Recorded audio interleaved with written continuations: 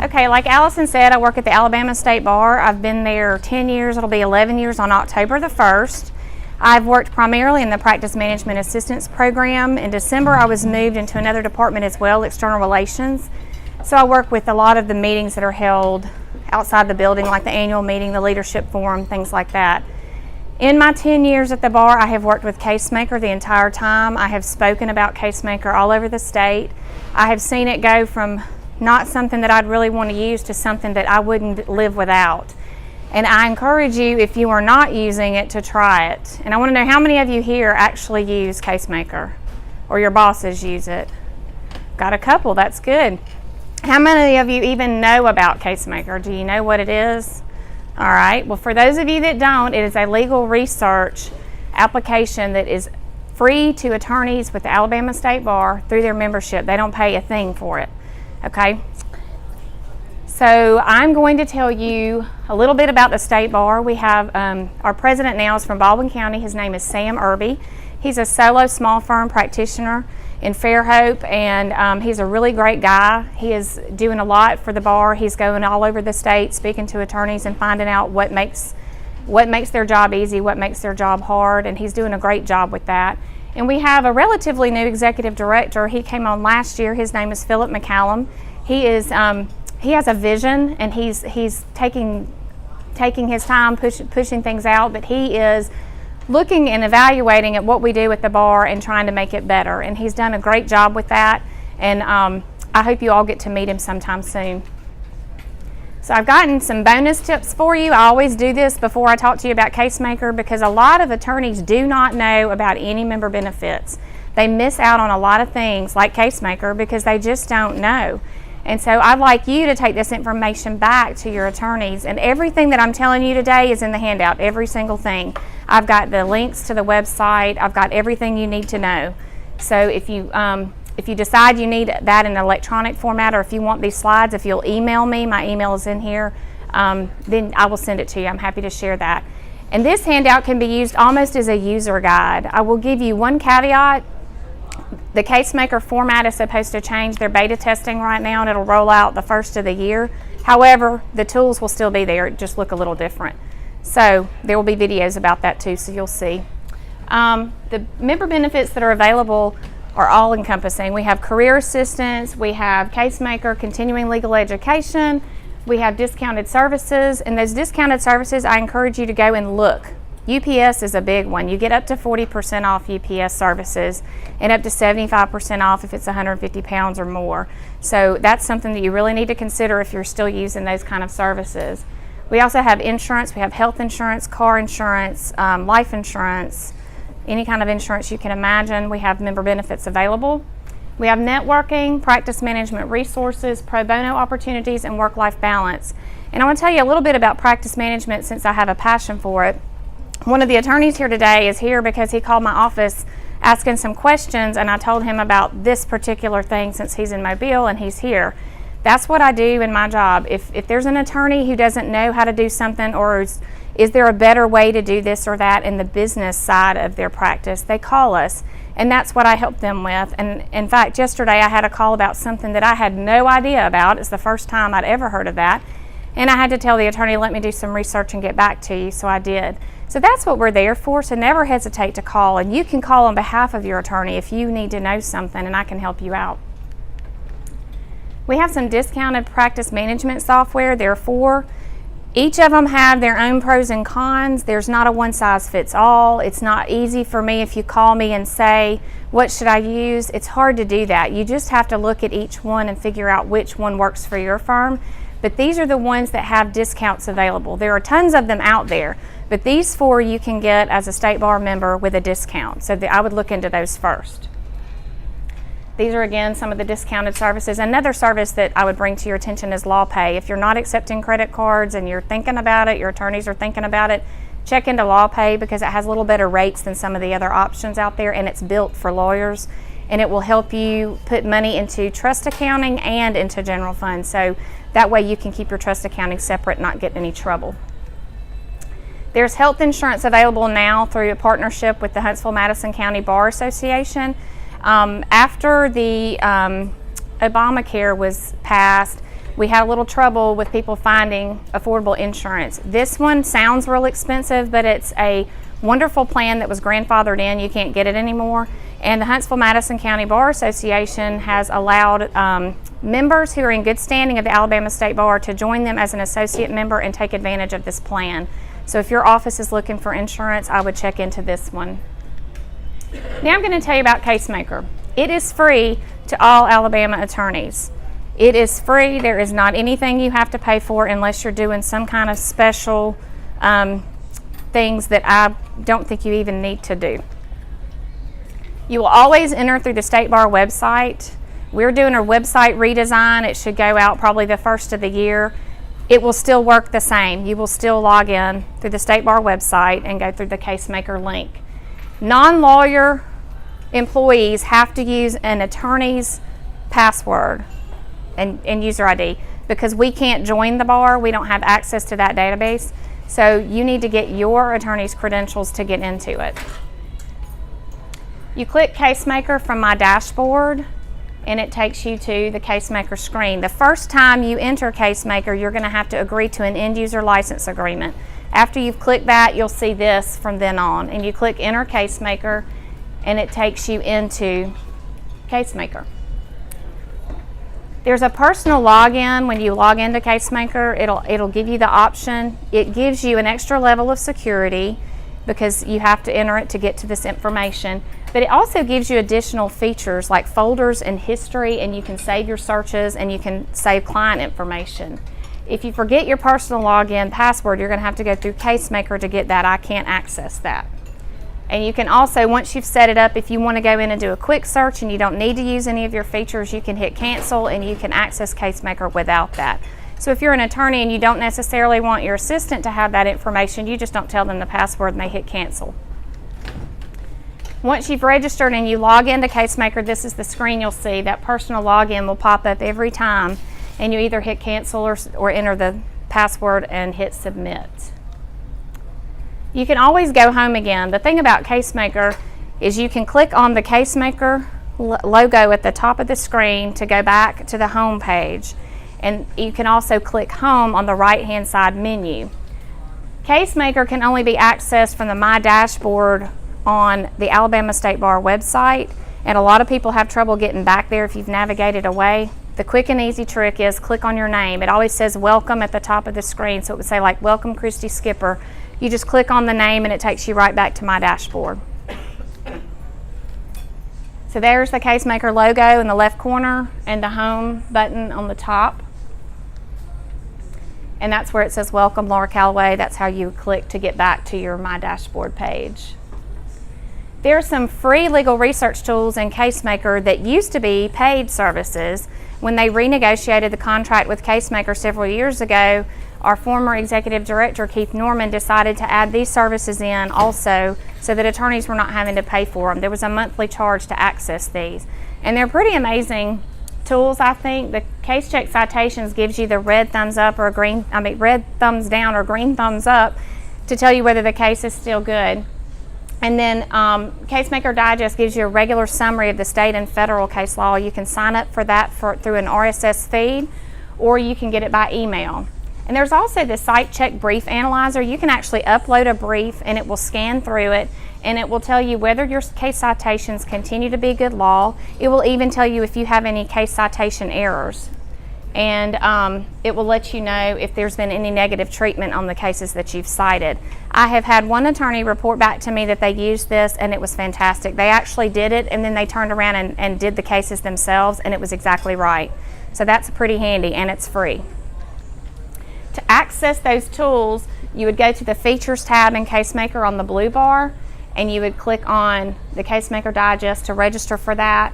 Case Check Plus is automatic. You're going to see that when you're in Casemaker. You don't have to sign up for that. But if you want to know what a negative treatment is, if you click on this negative treatments, it will actually show you a list of things that it will report back on. And then Cite Check, you can access that through the Features tab to upload your brief. You can see more with the combined link. Used to, you had to kind of flip back and forth when you were looking at sections or chapters and you couldn't see all of it in one place. So this is helpful if you want to print an entire chapter, if you want to read everything in context, and it's helpful if you don't want to navigate each individual statute. To do that, you'll see a combined link to the right of the article name or the subject name. When you click it, it gives you the entire thing. Tree view provides an expanding and collapsing tree view, kind of like you see in Windows.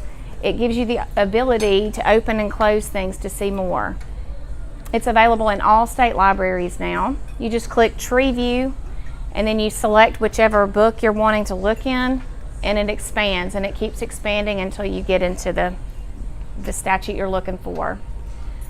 In addition to current content, Casemaker Archives, they're actually building on that. They're always expanding it, and it archives statutes, administrative codes, session laws, and court rules. This helps especially if you're dealing with a case that has a law that has since changed. You can go back and see what the law was when you need to, when it's in reference to that case that you're working in. So for a statute, when you're in the actual statute, you'll see where it says archive at the top. If that is dark gray, that means there is nothing. But if it's white and it has a number beside it, that will tell you how many times that law has changed. You click that and it pulls it up. This one actually had 2 changes. So you would click which year you're looking for, and then it pulls it up and it tells you that it's current through whichever change. For state and federal, you would click the archive link in the blue bar while you're in the library, whether state or federal. We're in the Alabama library for this one, so you click archive, and then you click the year that you want. Well, first you have to click like the administrative code, then you click the year you want, and then it's going to show you what had changed in that year. And it gives you a list, and you can click on each one that has changed. And you'll notice that they're not consecutive. That means all of them didn't change. These are just the ones that have changed. You can use the jurisdiction menu for a search. It's really handy because now you can actually search for the jurisdictions you want, no others, and you can actually search for the data type, which is a new feature. So to get to that, you're going to click on this blue downward pointing arrow, and it will bring up this screen. And you can choose your states or all states. You can select related federal to those states. You can choose federal. You can choose all federal, some federal, tribal courts. Then you can select your data type, which is really interesting because then you're not getting everything. You're just getting it down to that whatever data you're needing. You can use the radio buttons below the search bar to specifically search for what information you're looking for. They're located right there, and it's just like it says. For citation, you do a citation. Party, you do a party. For a statute, you're going to select section, and then for an unpublished or slip opinion, you're going to select docket number. If you already know exactly the citation that you're looking for, you can do a statute search. You click on that jurisdiction, it pops up. We're going to select Alabama, we're going to select statutes, and then we're going to click save. And then I'm going to type in my statute number, and I'm going to click that section button, and it's going to pull up that for me. I like this one. Proximity search is really cool. It can narrow down a search really quickly. If you're getting a bunch of results for one thing and you're starting to notice that it's too much, you can actually put W/ and the number and another word, and it will actually find this word within however many words of this word. So in this case, I said tax within 5 words of annuity. So when I do that search, this is when I did tax annuity, I got 355 cases. So when I use the proximity search, it narrowed it down to 42. So that's a good way to narrow. You can use suffix search to find all forms of a word. It's really interesting. So you would do the asterisk at the end of the word in order to find all forms of that word. So when I looked for crash with an asterisk, it came up with crash, crashworthiness, crash test, all kinds of words that had crash in them. If your results contain a lot of things and you're seeing that they have one thing in common, you can search using the not search and narrow down your search even more. For example, visitation not parent will return documents that mention visitation that do not contain the word parent. So in this case, I searched for visitation and came up with 3,545 cases. Then when I used the not search and did visitation not parent, it narrowed it down to 1,677. So you can see that that's a really handy tool. Kristi, Yes? what's it finding in the results that would elevate it to the first case as opposed to the second case as opposed to the last case? What is it in the case that it's elevating it to the first on the list? It depends on what your, let me see if there's one on here. It depends on what your setting is on. The relevance setting, that will put it based on date decided and things like that. Is that what you're asking? Or you're asking me what brings it? If you're searching for a word, if you're searching for tax annuity, Mm-hmm. and it gives you 42 cases, Mm-hmm. the one that's listed first is because that case what? That's a good question. You've stumped me. I think when he's using it, it's the number of times that word is cited in the case, Could be.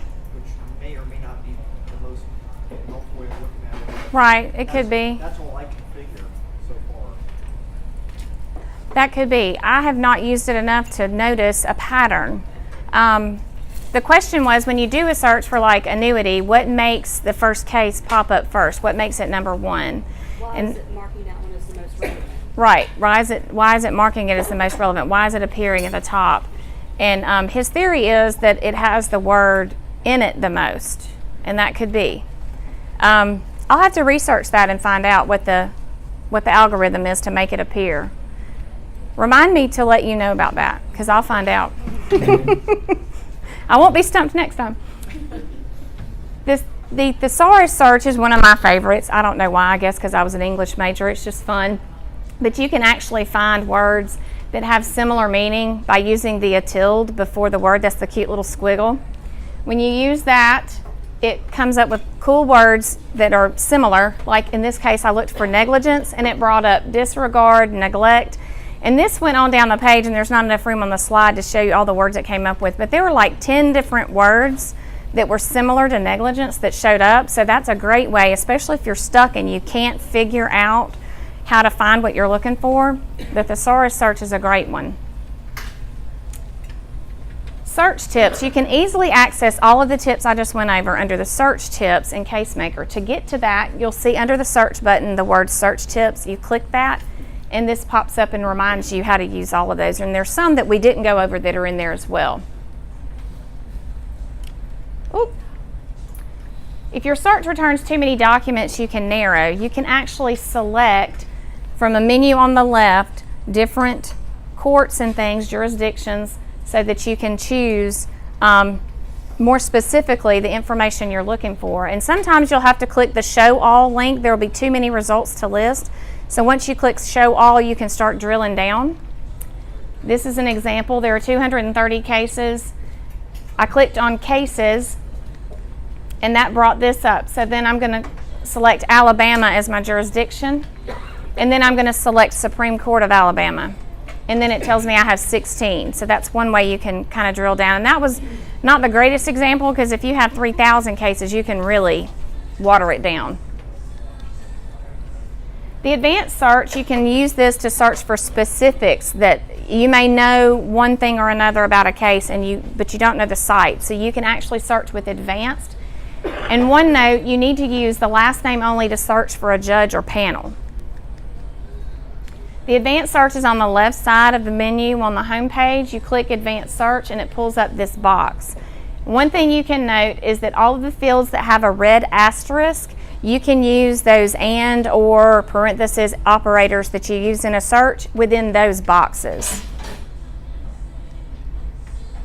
You can save searches if you're logged in with your personal password, and you can go back to them.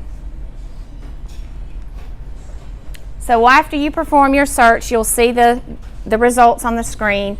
You would click Save Search, and then you would file it where you want to file it. So then to access those saved searches, you'll go to the screen on the left, the menu on the left, and click My Saved Searches, and a list pops up, and then you just click on that and it will show you your searches. Once you've clicked on any case within your search results, you can navigate using arrows and links to get from one to the next. It's in the little gray bar above. You can click these arrows to go through the results. So that's going to take you from case to case. The one that says 4 of 2,784 results. Those go case to case. The next ones will go search term to search term. Your search terms are going to be in red, and when you click, it's going to highlight the one that it's sitting on. So then you can keep clicking through to see if anything is popping up that's related to what you're looking for. Often a search will return a very large amount of results, and you can sort to taper them down to more relevant documents. You can sort by relevance, most cited, date decided, or state, ascending or descending. So you would click View All to see all of the results. Then you would click on the Relevance button, and then it will sort based on that.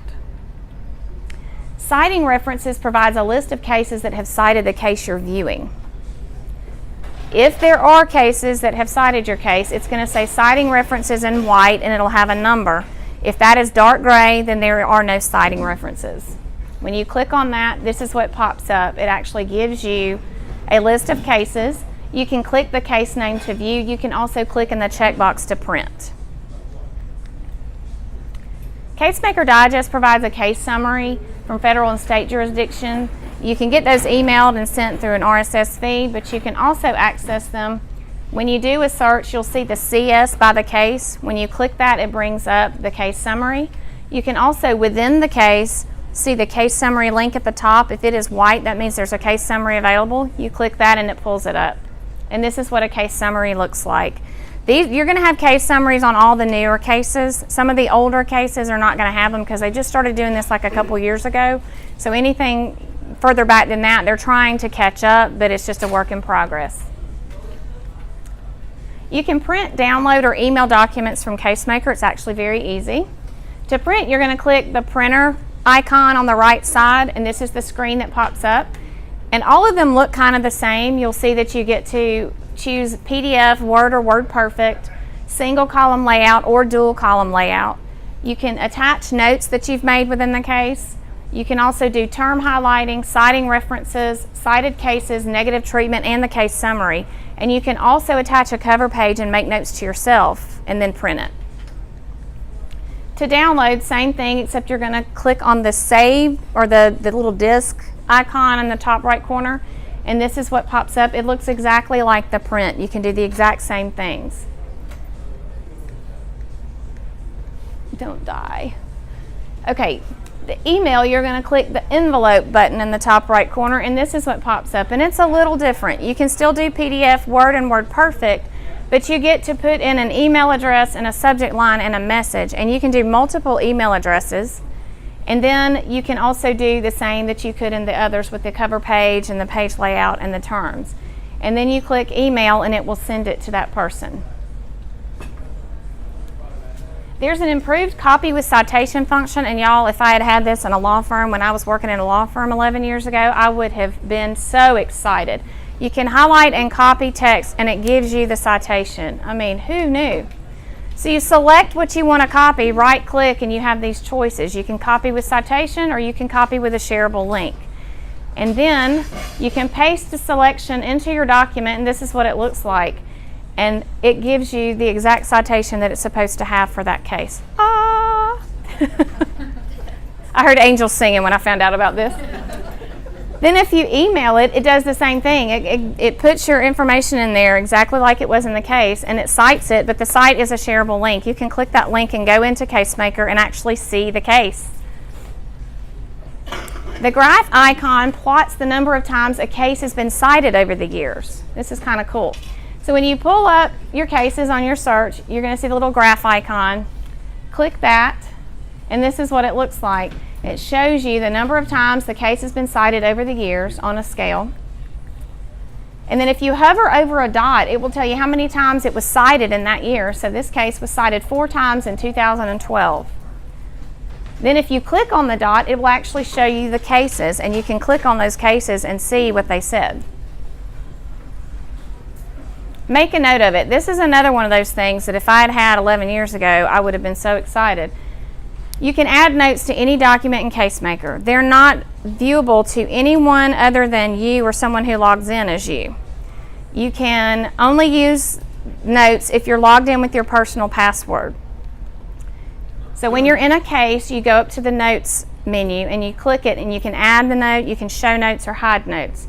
So when you click add note, this pops up and you can type anything. So I could have typed, I'm not sure that this was great information or something, whatever you want to say to remember about this case, you can type it in here and click save, and it's going to show up on your cute little case from then on. So when you open that case, it's going to say note, and you're going to be able to read it. So you'll know, hey, this case had this or that wrong or this or that right. This is the case we use for this kind of thing. And then you can edit it or you can delete it if you want, and you can hide them if you're going to print. And remember, when you print, download, or email, you can share those notes. So if you're sending it to a partner who's working on the case that you're working on with your lawyer or whatever, you can share that. So it's kind of handy. And I've actually written notes to my boss and she hasn't found them yet. You can change the font size within Casemaker. For those of us who have problems with our little old eyes, the first click makes the text larger and the second click sends it back to normal. It's the little A button. It's got a capital A and a lowercase a. Click it and it comes this big, and then click it again and it goes back to small. You can also change the screen size on your computer. This works in anything. It works on other websites too. You hit Control and plus and it gets larger, Control and minus and it gets smaller. And I figured that out accidentally because I made my screen shrink and I couldn't read it. And I called IT and I said, I've done something terrible. And they're like, Control plus, Kristi. So I fixed it. So now I share this with you. So if you're getting older like me and you can't see, Control plus is your friend. You have history with Casemaker. Doesn't that sound fun? To go back to a search you've recently performed, you can click the history link. You must be logged in with your personal password to access your history. If you're not logged in with your personal password, it's not recording your history. So remember that one. The data is marked with a timestamp, and if you used a client ID, that's also on there, so you can go back. If you remember, oh, I looked up this for Mr. Smith, you can go back and look for Smith and go, oh, that's the one.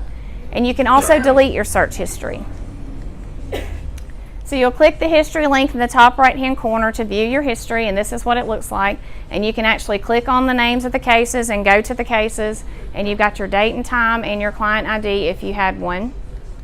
And then to delete your search history, you click on that blue downward pointing arrow, you make your selection, and you click delete. You can delete it all.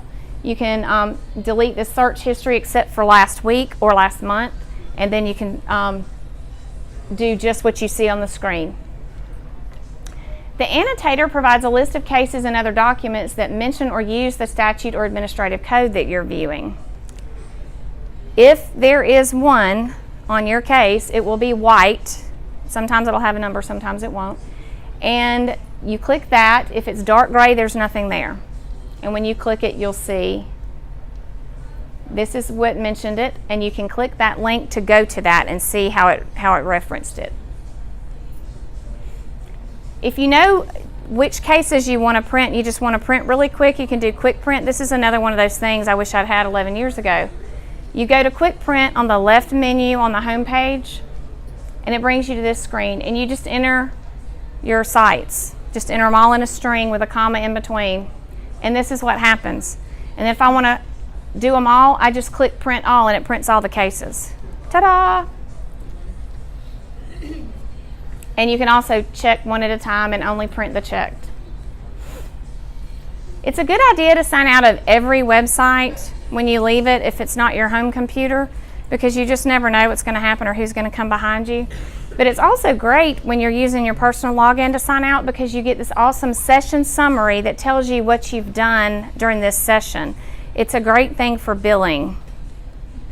This is what it shows you. When it pops up, you have to print it right away. Once you click off of this, it's gone forever. But if you need to bill time and you don't have Cosmolex connected to your Casemaker, this is awesome, because you can tell what you did as time went on that day. And you can see that I did a view, and then I did a search, and then I did a view. And if I was logged in under a client name, it would show that beside it. So there you go.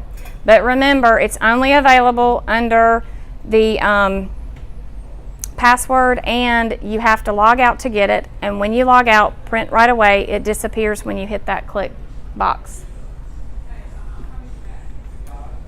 If you need help, there are several options for help in the help link. Help is at the top right screen. This is what you see when it pops up. Support is available through Casemaker Support from 7 a.m. to 7 p.m. Central, Monday through Friday. You can call their 800 number. If you lose this number, call my voicemail. It's there every time. I have it memorized. And they are awesome. If you call me and ask me a research question, more than likely, like when he asked me a question, I'm going to say, I'm going to have to research that and get back to you. I don't do legal research every day. I just teach you about this. These people that answer this 800 number are awesome, and they are the ones that I call when I hang up with you. I'm calling them and saying, help me find this, and then I call you and tell you how I found it. So if you want to cut through the middleman, call them. They're amazing. You can also email them, and they are very responsive during these times. You can do live chat. I've had one attorney report back to me that he used the live chat, and it was awesome. He said it's just like live chat on all these websites you go to, where someone came on right away and they helped him find what he needed, and he was done. And so that may even be quicker for you than a phone call. And it's also in that help link, and there's an automatic link at the top of the page as well by the help button. You can sign up for webinars through the help link. I highly recommend this. I do it like once a quarter just to make sure that I'm still on the right page and nothing's changed, because Casemaker will change from time to time. You just click on the webinar, you go to the date and time you want. These are all Eastern times, be sure you note that. Click on it and then sign up. They'll send you an email, and you just click on it the day of, like you do all these other webinars. And it's like 30 minutes long, and they basically just go through the basics of Casemaker. You can access the user guide through the help link. Right now, this is an April 2014 version. They are working on an updated version. So instead of getting this user guide, I would recommend hang on to your handout, because it's actually the same information but updated. And then, I didn't mention the videos. There are videos also on the help link, and there's a videos link at the top of the screen on the right. The videos, there are like 4 or 5 of them, and they get into some of the more technical things. They're, I think, 30 minutes long. You just watch it at your leisure, and they're very helpful. So if you have time to just sit and watch a video or listen to it while you're working, I would recommend you do that. They're just on demand. You just go to the link, click the video you want, and watch it. And I feel like they're very informative. I've watched a few of them, and I think I could learn a lot. If you have any login assistance issues getting onto the bar website, call me, Eric Anderson, or call the bar and ask for IT.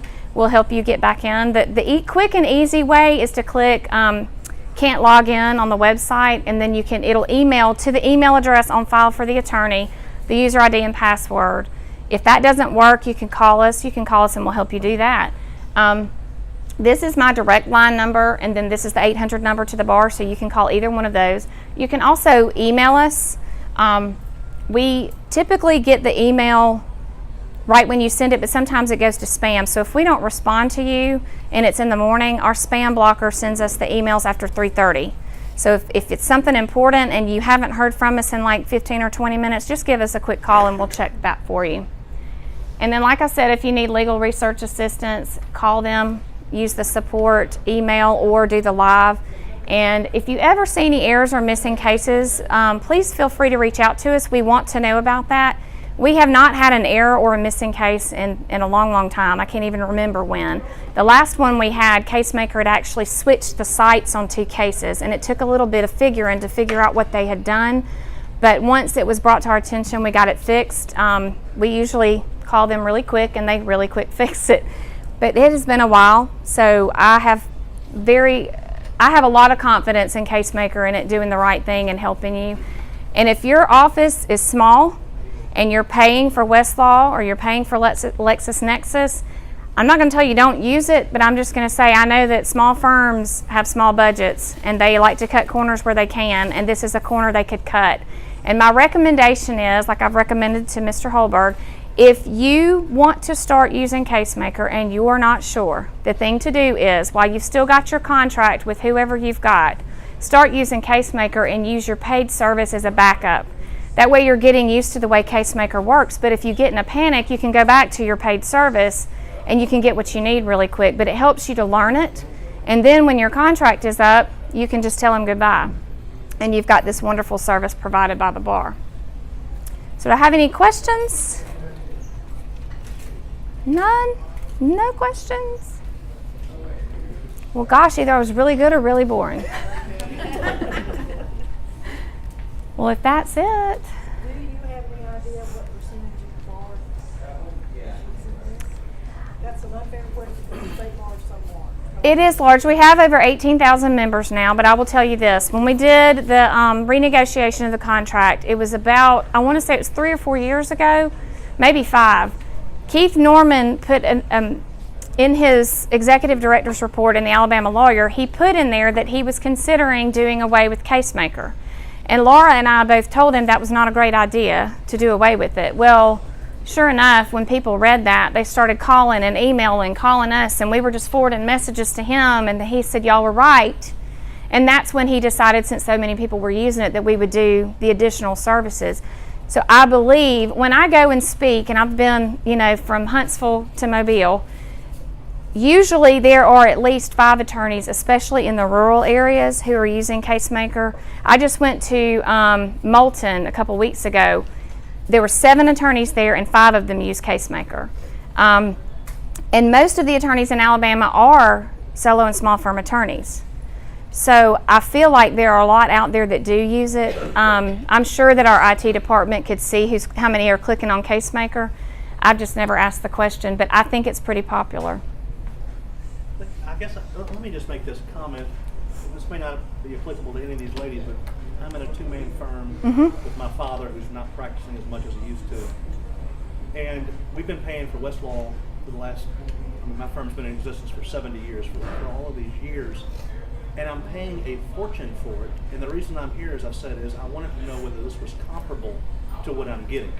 And it looks to me like it's comparable, which raises the question, what are we doing? Why am I spending $500+ a month Right. for Westlaw that I'm rarely using instead of doing this? Right. Particularly with all the one thing that you did not mention that's probably included is, do the cases have headnotes on them? Or is that proprietary with Westlaw? I think that's proprietary. That's a big thing for some lawyers. Right. The headnotes. Right. So your cases don't have the headnotes with them? I don't think so. And one thing to consider is that Casemaker comes with federal libraries and tribal courts. We don't have Porch Creek. I don't know why. I've asked about that because that's the one tribal court that we have in Alabama. But those are included for free. Whereas when you go to Westlaw, from what I understand, when you buy a Westlaw package, you pay more to get federal courts. Even if you're just getting your jurisdiction, you're still paying additional rather than just having the state. And the other thing about Alabama is we have Alabama lawyer articles on there. They go back, I personally typed about 10 years worth of articles, I think, in the beginning to get them on Casemaker. Now they pull them automatically.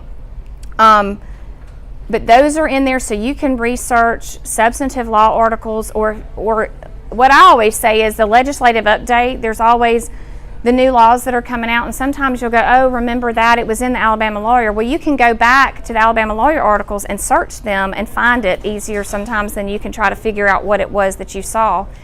There are also the Attorney General opinions.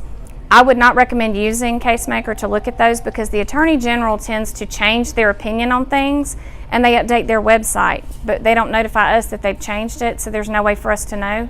So I would go to the Attorney General's website for that, but they're there. And then we also have our OGC opinions for the Alabama State Bar, and they're searchable. So we have a lot of, volume of data that's available to you that's Alabama specific that may or may not be in Westlaw. Do you have AmJur and C.J.S? The legal directory lookups? No. I don't know. Sorry. Let me ask you this. Do you have anything on excerpts, or is it just case citations? It's mainly case, statutes. There are some journals and treatises, that type thing. You can actually do searches for those. You can do in your jurisdiction box where you can choose your data type, you can choose that as a data type. So you could actually look up journals and treatises. Y'all are stumping me today. Y'all are a good group. I got a lot of homework now. Any other questions? Not hard ones? Well, if that's it, that's all I have. Thank you, Kristi. You are welcome.